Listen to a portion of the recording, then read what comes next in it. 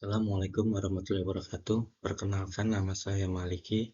Saya bertugas pada Dinas Komunikasi dan Informatika Kabupaten Cirebon di bidang statistik, persandian, dan e-government sebagai operator layanan operasional. Pada video kali ini, saya akan memaparkan rencana aksi perubahan orientasi P3 Kabupaten Cirebon tahun 2026 dengan tema peningkatan layanan siaga 112. Ada beberapa poin yang akan saya sampaikan pada rencana aksi saya. Yang pertama adalah latar belakang, kemudian maksud dan tujuan, visi dan misi SOTK Sekretariat Daerah Kabupaten Cirebon, manajemen kepegawaian dan penilaian P3K, Renstra OPD atau unit kerja, kemudian SOTK Diskominfo, tupoksi P3K serta rencana hasil kerja. Masuk ke pembahasan pertama, yaitu latar belakang. Pemerintah Republik Indonesia telah menetapkan Undang-Undang Nomor 20 Tahun 2023 tentang Aparatur Sipil Negara yang mengatur berbagai aspek terkait pegawai negeri sipil dan pegawai pemerintah dengan perjanjian kerja. Dalam era digital, masyarakat menuntut layanan pemerintah yang cepat, akurat, transparan, dan mudah diakses. Perkembangan teknologi informasi mengubah pola interaksi antara pemerintah dan masyarakat, sehingga instansi dituntut beradaptasi dengan kebutuhan publik. Salah satu bentuk adaptasi adalah penguatan sistem layanan berbasis teknologi agar mampu merespon kebutuhan secara efektif. Dalam konteks ini, peningkatan layanan siaga 112 menjadi langkah strategis untuk mendukung pelayanan publik yang lebih optimal. Kemudian maksud. Orientasi pegawai pemerintah dengan perjanjian kerja atau P3K ini bertujuan untuk memberikan pembekalan yang komprehensif kepada para pegawai P3K agar dapat menjalankan tugas dengan efektif dan profesional. Maksud dari orientasi ini adalah untuk memastikan bahwa semua pegawai P3K memiliki pengetahuan dan keterampilan yang diperlukan untuk memberikan pelayanan publik yang berkualitas.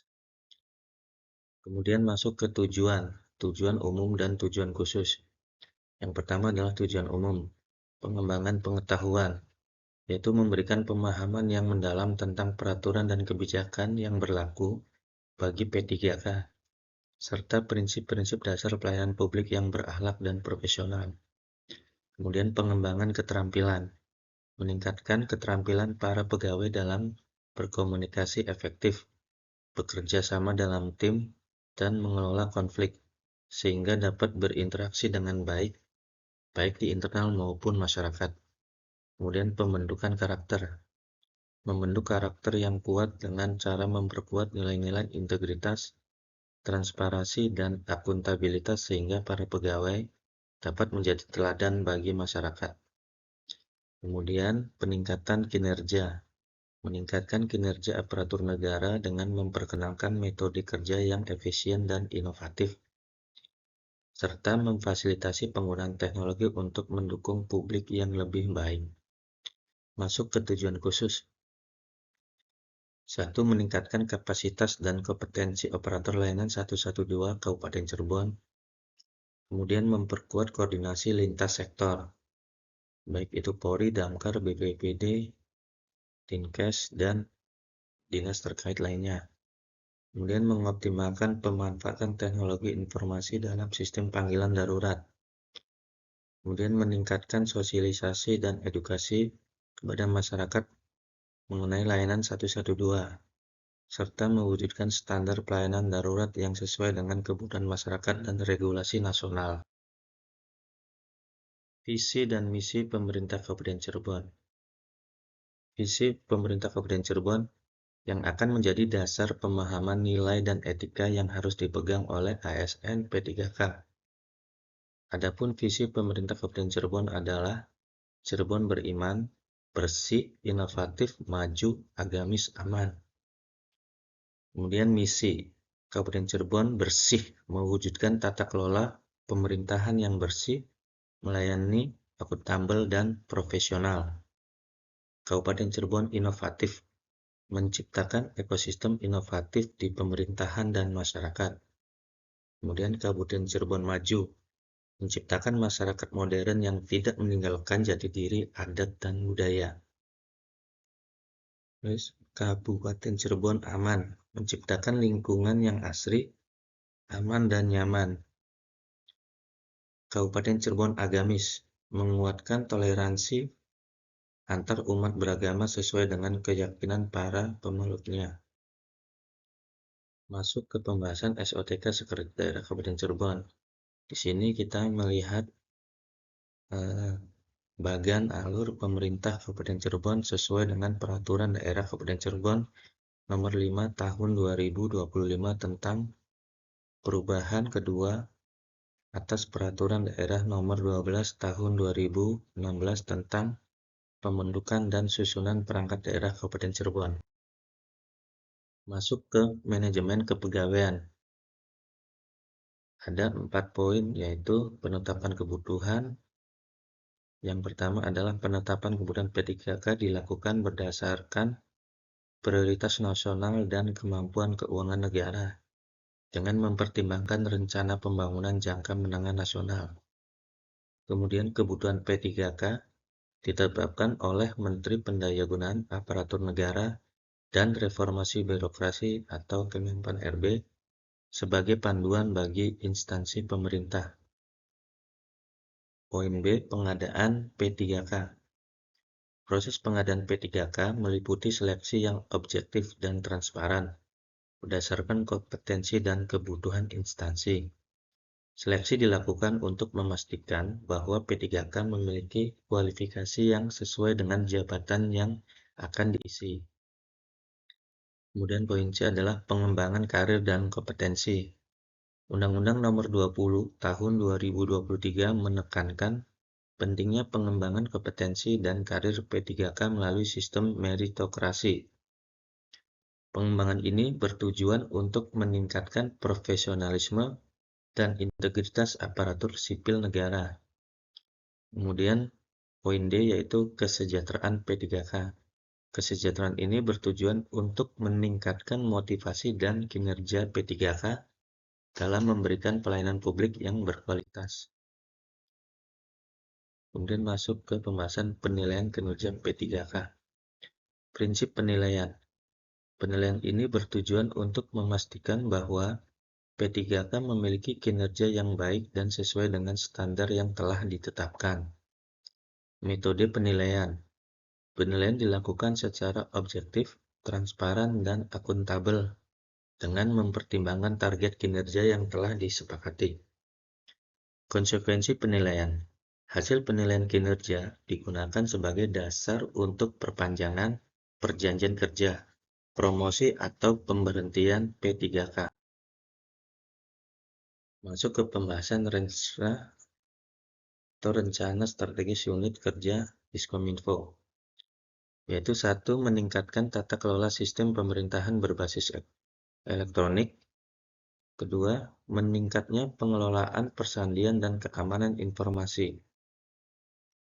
Kemudian meningkatnya keterbukaan informasi publik, meningkatnya layanan penunjang urusan komunikasi dan informatika, urusan statistik dan urusan persandian.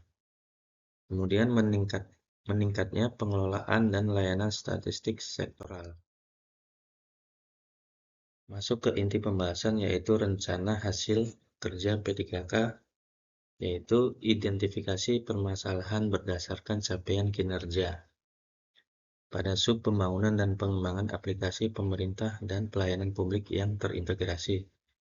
Permasalahan pada sub pembangunan dan pengembangan aplikasi pemerintah dan pelayanan publik yang terintegrasi terhadap capaian kinerja adalah 1.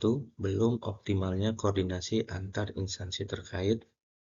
2. Keterbatasan sumber daya manusia dan sarana pendukung. Kemudian 3. Rendahnya tingkat pemahaman masyarakat terhadap fungsi dan cara layanan 112. 4. Kebutuhan peningkatan kecepatan respon serta kualitas informasi yang disampaikan.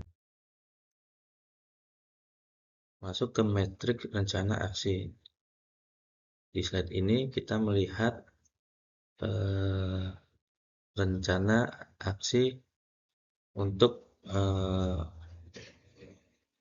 mengoptimalkan apa yang menjadi kekurangan. Di sini kita melihat kegiatan utama, langkah aksi, penanggung jawab, waktu pelaksanaan, indikator keberhasilan, serta capaian yang diharapkan.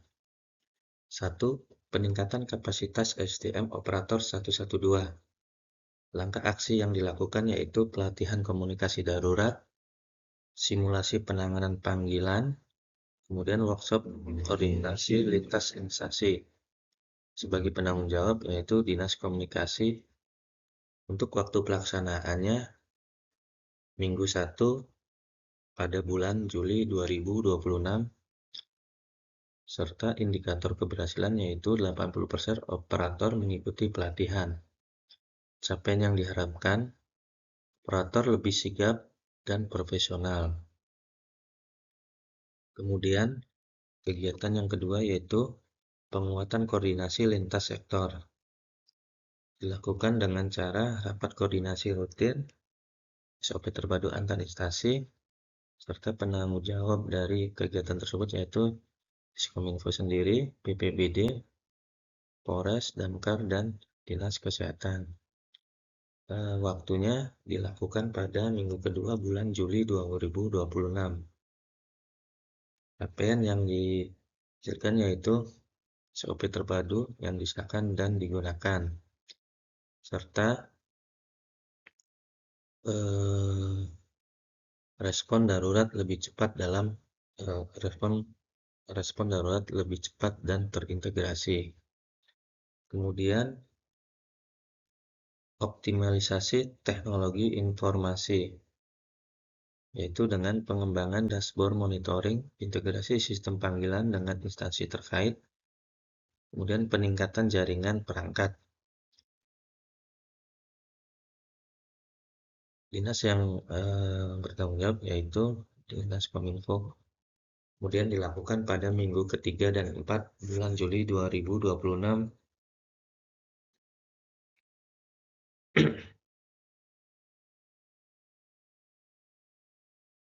Kemudian kegiatan berikutnya yaitu sosialisasi dan edukasi ke masyarakat.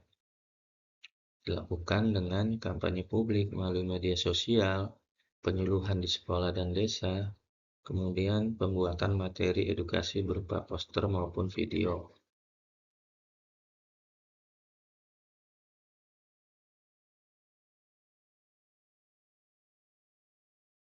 Masuk ke pembahasan terakhir yaitu penutup. Rencana aksi perubahan P3K tahun 2026 dengan isu strategis peningkatan layanan siaga 112 Kabupaten Cirebon merupakan langkah penting dalam mewujudkan sistem layanan darurat yang lebih responsif, terintegrasi, dan terpercaya. Pelaksanaan rencana aksi ini tidak hanya berorientasi pada peningkatan kualitas layanan, tetapi juga membangun kepercayaan publik terhadap pemerintah daerah dalam memberikan perlindungan dan rasa aman bagi masyarakat. Dengan capaian yang terukur dan evaluasi yang berkelanjutan, layanan siaga 112 Kabupaten Cirebon diharapkan mampu menjadi model layanan darurat yang efektif, cepat, dan terintegrasi. Sekian pemaparan rencana aksi saya pada orientasi P3K tahun 2026.